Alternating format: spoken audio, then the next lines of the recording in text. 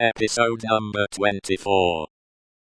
Some minutes of silent work had passed, and the haggard eyes had looked up again, not with any interest or curiosity, but with a dull mechanical perception, beforehand, that the spot where the only visitor they were aware of had stood, was not yet empty.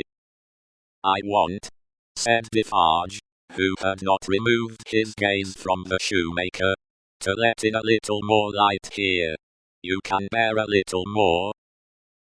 The shoemaker stopped his work, looked with a vacant air of listening, at the floor on one side of him, then similarly, at the floor on the other side of him, then, upward at the speaker. "What did you say?" "You can bear a little more light?" "I must bear it, if you let it in," laying the palest shadow of a stress upon the second word.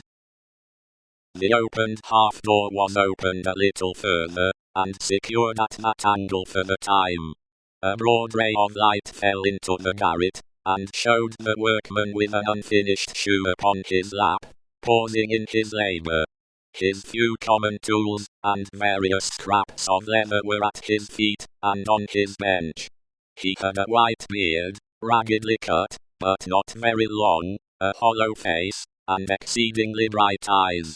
The hollowness and thinness of his face would have caused them to look large, under his yet dark eyebrows, and his confused white hair, though they had been really otherwise, but they were naturally large, and looked unnaturally so.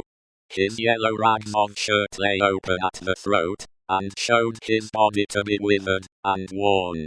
He, and his old canvas frock, and his loose stockings, and all his poor tatters of clothes, had, in a long seclusion from direct light and air, faded down to such a dull uniformity of parchment yellow, that it would have been hard to say which was which. He had put up a hand between his eyes and the light, and the very bones of it seemed transparent. So he sat, with a steadfastly vacant gaze, pausing in his work. He never looked at the figure before him, without first looking down on this side of himself, then on that, as if he had lost the habit of associating place with sound. He never spoke, without first wondering in this manner, and forgetting to speak. "Are you going to finish that pair of shoes today?" asked Defarge, motioning to Mr. Lorry to come forward. "What did you say?" "Do you mean to finish that pair of shoes today?" "I can't say that I mean to. I suppose so. I don't know." But the question reminded him of his work, and he bent over it again.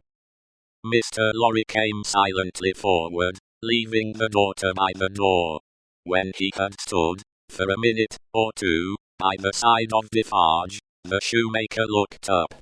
He showed no surprise at seeing another figure, but the unsteady fingers of one of his hands strayed to his lips as he looked at it. His lips and his nails were of the same pale lead color, and then the hand dropped to his work, and he once more bent over the shoe.